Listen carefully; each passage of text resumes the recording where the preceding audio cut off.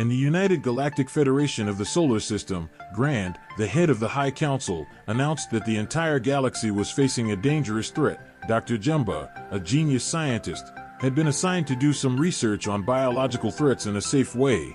However, he ended up creating a creature called 626. 626 became a serious threat due to his great power. No heavy weapon could defeat him. Not only that, his IQ was slightly higher than Jumba's. Since 626 didn't choose to be created, Grand didn't want to make a final decision yet. She asked 626 to show them if there was something good inside him, but what 626 showed them just terrified everyone. It was clear that he was a defective experiment, with an unstable mind and destructive behavior, so Grand decided to destroy Dr. Jumba's laboratory and exile 626 to a confined room, where two guns were aimed solely at him. But what they didn't expect was that, with his exceptional IQ, he had already figured out how the guns worked. As a result, both guns ended up targeting a puddle of 626's spit. Then he stole one of the fastest spacecrafts in the United Galactic Federation and escaped. The military tried to chase 626, but they failed. As for 626, he quickly headed toward a planet called Earth. Jumba tried to convince Grand to let him catch 626 since he was the one who created him. In return, he would be allowed to go back to his laboratory. However, Grand denied his request and saw wiping out Earth as the simplest solution in her defense. But Pleakley, the Earth expert, didn't agree at all. He said that Earth was a wildlife reserve, currently being used to help restore the mosquito population. Since she had no choice, Grand decided to send Dr. Jumba to catch 626, pairing him with Pleakley to ensure they obeyed the laws of the United Galactic Federation. Before they left, Grand warned them against being seen by humans. Otherwise, she would intervene. Meanwhile, on a beautiful island in Hawaii, there was a little girl named Lilo. She often dove into the ocean to feed the fish, set chickens free, and even cut fishing lines to protect the fish, all because she loved animals. Now it suddenly hit her that she was late, so she dashed to the performance. The teacher scolded Lilo for always being late, but she simply said she'd been feeding the fish and lost track of time. Then she showed her friends a bracelet she'd made out of fishing bait and called it a friendship bracelet. But contrary to what Lilo had expected, the other kids showed off their matching bracelets and said that was what real friendship bracelets looked like, not a weird, one-of-a-kind thing like hers. What hurt even more was that her sister Nanny still hadn't shown up, and that really let her down. On the other hand, Nanny's life was nothing but tough. She had to juggle several jobs at once just to raise Lilo on her own. She hurried into the car hoping to make it to the performance, but out of the blue the car gave out. Meanwhile, Lilo was feeling down since Nanny still hadn't shown up. She wasn't paying attention, and that's when one of the girls pushed her to the ground. Full of anger, Lilo got back at the girl by pushing her off the stage. The performance had to stop because of the whole mess. By the time Nanny got there, the performance had already ended for a while. She got back home, but Lilo was sulking and wouldn't let anyone. That's when Kikoa, a social worker, showed up to check if Nanny was capable of taking care of Lilo after their parents passed away. With no other option, Nanny had to lead Kikoa through the back door.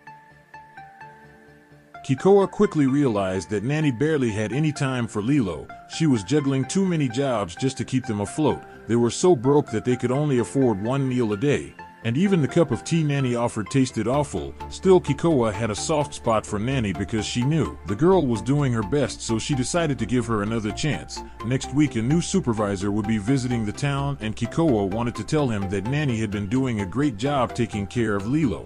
But first, she laid down 3 conditions. First, the house had to be cleaned and they needed to have proper meals. Second, all the unpaid bills had to be taken care of. And lastly, health insurance for both Nanny and Lilo had to be registered. If Nanny failed to meet those, Kikoa would have no choice but to place Lilo with another family. Right after the social worker left, a war broke out at home. Lilo blamed Nanny for always leaving her alone and not showing up to her performance. Nanny, worn out from juggling multiple jobs, could only ask for Lilo's understanding. The argument only came to an end when Lilo angrily walked back to her room and shut the door. At that moment, Tutu, a kind-hearted neighbor one might say, came over to talk to Nanny. In Nanny's hand was a school's acceptance letter, the one Tutu had found in the trash and slipped back through their door. Tutu said it was the best marine biology school, and not everyone could get in. They had accepted Nanny with a full scholarship, but she had turned it down and let go of her dream to take care of Lilo. Suddenly David showed up and reminisced about the old days when Nanny used to surf with him. He tried to convince her to go surfing again, but she turned him down and said she wouldn't do it until Lilo turned 18. That night 626 was nearing Earth. The spaceship kept warning him it was running out of fuel, but he didn't care. Every time he shut off an alert, another popped up which made him snap and start wrecking everything around him. It finally dawned on him when the spaceship was about to crash into Earth. At the same time, Nanny brought Lilo some cake to make peace. Even though it tasted awful, Lilo still thanked her sister.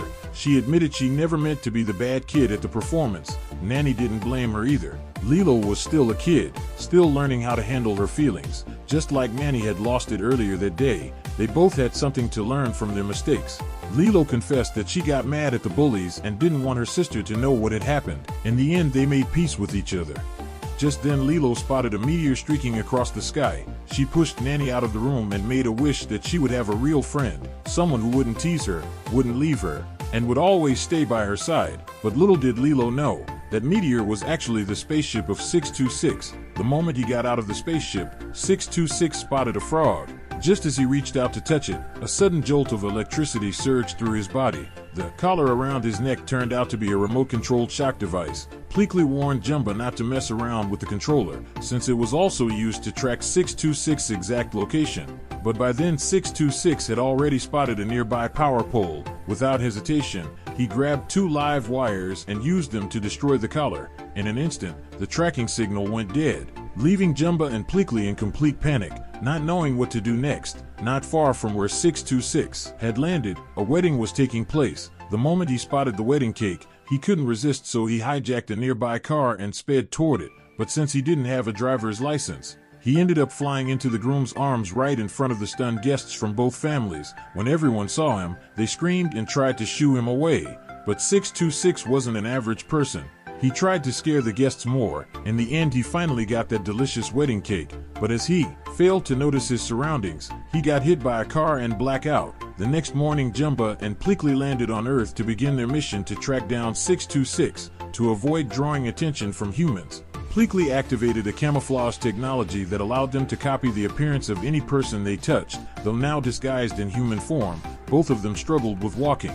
Just then they noticed a TV screen in a nearby shop broadcasting the news. A strange creature had been hit by a tour bus the night before and was now being cared for by an animal rescue team. Upon hearing the news, Jumba and Pleakley rushed to the rescue center. Meanwhile, 626 finally woke up after the crash, only to find himself locked inside a cage. He looked around and realized he wasn't alone. Other dogs were trapped too.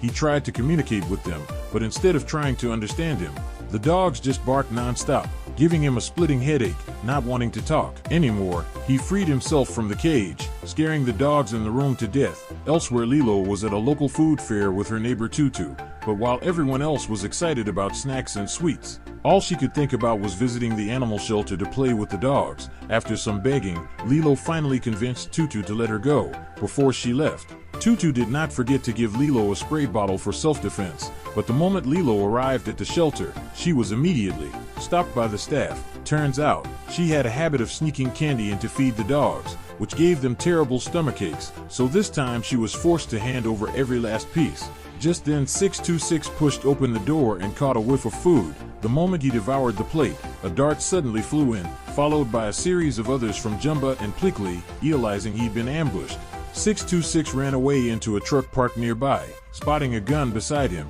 he grinned with excitement, not knowing it was just a glue gun. With no other choice, 626 continued to run away and accidentally wandered into the rescue station where Lilo was standing. Lilo was walking around, greeting the puppies. Meanwhile, 626, having earlier heard Grand warn Jumba and Pleakley not to harm humans, noticed an animal adoption poster on the wall. He came up with a plan. He would pretend to be a cute puppy, hoping Lilo would adopt him. As soon as Lilo turned around, she screamed so loudly that it made him step back.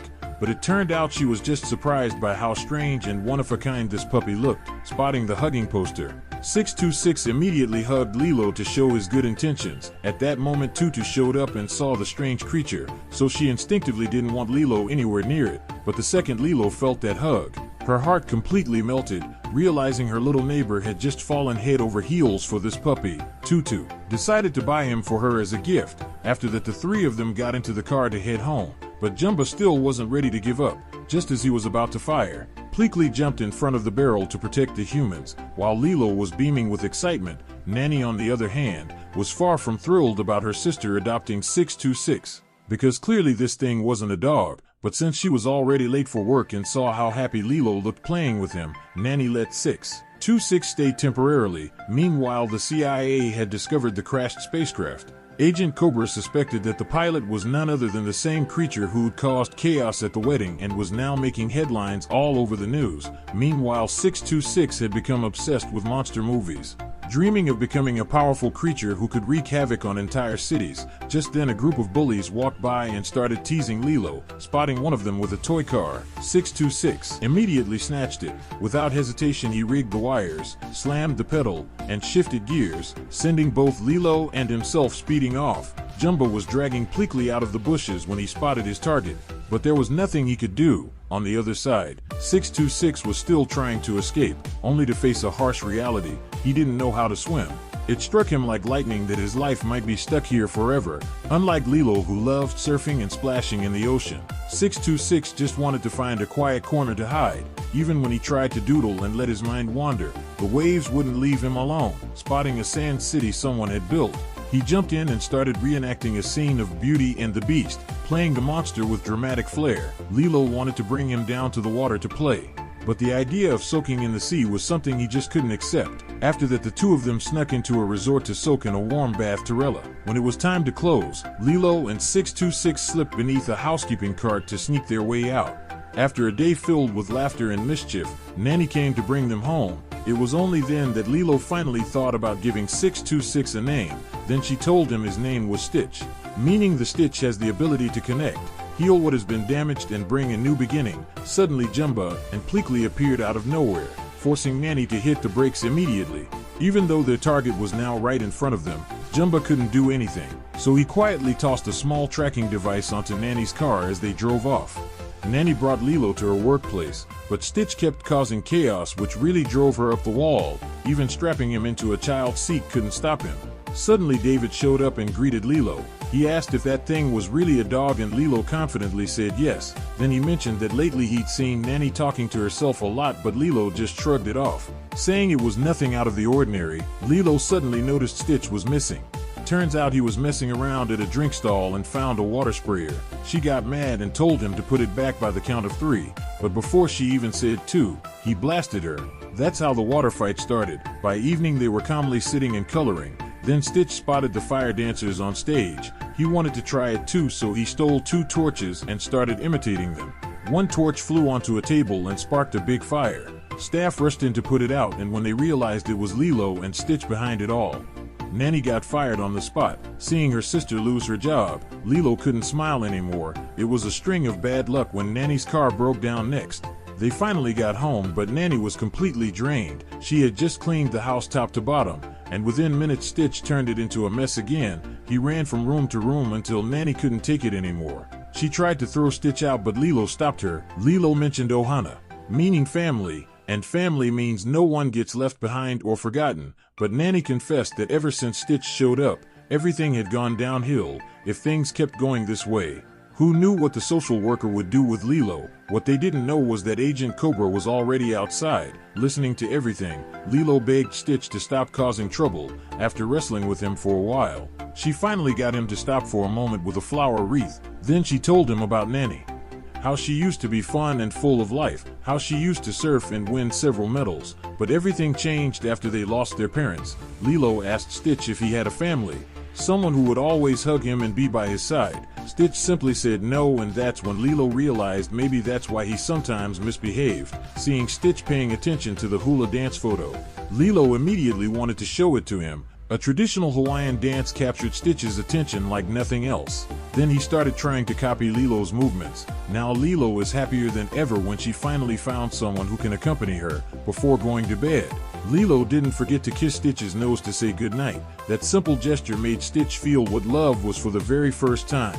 The next day, Agent Cobra and Kikoa came to Nanny's house. Surprising her when they arrived earlier than expected, Kikoa said she had just come to ask about the incident last night. Agent Cobra took advantage of the moment when Stitch wasn't paying attention and plucked a strand of his fur. Nanny then took Lilo and Stitch to a new restaurant to apply for a job. She told them to behave well during her interview. So Lilo took it upon herself to teach Stitch how to be polite, but despite all her efforts, Stitch didn't learn a thing. Not only that, Stitch kept causing chaos, ruining every job opportunity Nanny had. Then the two sisters were thinking when Lilo suddenly saw an advertisement for a surfing teacher. This was truly a once-in-a-lifetime opportunity for Nanny, as she could both earn money and satisfy her passion for surfing. Lilo and David also took advantage of this opportunity to surf together. Seeing the dog surfing, Stitch immediately changed his mind when he also wanted to try that feeling. Lilo and Nanny gladly let him join, and thanks to a life jacket, Stitch was no longer afraid of the water. Meanwhile, Agent Cobra was also there to secretly monitor Stitch. At the same time, Jumba and Pleakley were speeding in on a jet ski to pursue their target. First, they attacked the life jacket to cut off their escape route. Then Pleakley managed to catch Stitch, but he didn't expect Stitch to be that strong. So Stitch pulled him straight into the water. Then a big wave hit, flipping Jumba and the jet ski. Stitch, Lilo, and Nanny were all thrown into the water. Seeing that, David on the shore quickly rushed out to help rescue Lilo. But Stitch couldn't swim, so he kept climbing on Lilo's head, making her unable to breathe. By the time David and Nanny managed to bring her back to shore, she had lost consciousness. Then they took Lilo to the hospital, and thankfully she was fine. But now they were about to face a new problem, which is the hospital bill. Kikoa showed up and told Nanny that a family was willing to cover all the expenses, but in return Nanny would have to give up custody of Lilo. Meanwhile, Grand was furious with Jumba and Pleakley for failing to capture Stitch. Not only that, both of them also revealed their alien identities. As a result, Grand called off the original agreement and decided to send in her own army to finish the mission. She reassigned Pleakley with a new task, which is to arrest Jumba and bring him back. But before Pleakley could even react, Jumba decided to disobey Grand's orders and attacked first. That night, Nanny began to tell Lilo about all the struggles she'd faced since Stitch came into their lives. But just as she was about to explain that Lilo might be taken away to a social center, she stopped mid-sentence. Lilo promised she would behave and stop causing trouble. She also understood how hard Nanny had to try for this family. Stitch had overheard everything, and for the first time, he realized what he had done, how he had taken the joy out of a home that once was filled with laughter. Feeling undeserving of such a happy family, he decided to give them back a peaceful life and return to the animal rescue station. The next day, Agent Cobra and Kikoa came to the house to take Lilo away. But when Nanny went into the room, she panicked because Lilo was nowhere to be found. It turned out that the little girl had gone to look for Stitch after realizing he was gone. Remembering the place where they first met, Lilo went to the animal rescue station and saw Stitch lying there. She had thought she had lost him forever. Stitch was sad and said that he had broken Lilo's family. He blamed himself for being a bad guy. But Lilo comforted him, saying that a family doesn't have to be perfect. The two were hugging each other when a space portal suddenly opened. It turned out that Jumba had found Stitch's whereabouts. While Jumba was distracted, Stitch seized the chance to grab his gun. He quickly created another portal to trap Jumba between the two portals. Then Lilo and Stitch hurried back home but couldn't find Nanny. Nanny and everyone had gone into the forest to search for Lilo. Meanwhile, Jumba had returned to his original form so he wouldn't have to continue going through the portal. He then made his way to Lilo's house to capture Stitch, but Stitch sensed danger and pulled Lilo away to hide. By the time Jumba arrived, Stitch had already opened another portal to escape into a different room. In anger, Jumba started firing wildly at everything in the room, but Lilo and Stitch managed to escape just in time. Realizing that Lilo's weakness was her family, Jumba managed to manipulate Lilo into coming back. Stitch couldn't leave her behind, so he returned to fight Jumba. He quickly created a portal to attack by surprise, catching Jumba completely off guard. At the same time, Pleakley arrived, but before he could do anything, Lilo sprayed into his face. Then Stitch was thrown hard into the wall by Jumba. As Jumba was about to capture him again, Lilo threw a frying pan, turning the tide of the battle. With no way to escape, Jumba pretended to surrender and asked Stitch what he planned to do next. Say you escape the Federation, you think you're gonna stay here with her, live happily ever after on Earth. You're built to destroy 626, and you have. Look what's happened since you got there. Her family is falling apart. Let's just be honest. The only reason you picked her at that animal shelter was for your own protection. If you care about this little girl at all, you'll leave her here." Realizing Jumbo was right and believing himself to be nothing more than a monster, Stitch locked the cuffs around his own neck. He didn't want Lilo's family to be in danger because of him any longer. Seeing the house about to collapse, Stitch couldn't do anything to save Lilo.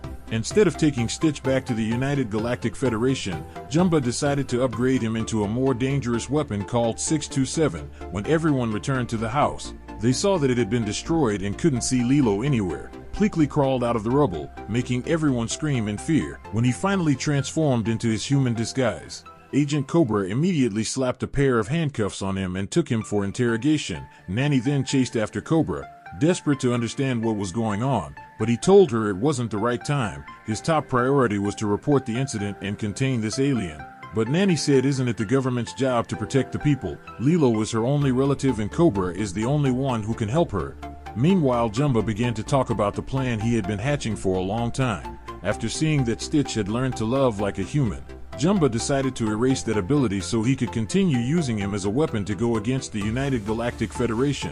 But Jumbo had no idea that Lilo had secretly snuck onto the spaceship. To hide Lilo, Stitch kept destroying the equipment inside the glass chamber to attract Jumbo's attention. By the time the plan succeeded, Lilo had already freed Stitch from the cage. Stitch immediately charged at Jumbo. Even though Jumbo tried to use a remote control to stop Stitch, Stitch was faster and created a hole that blasted Jumbo out of the ship.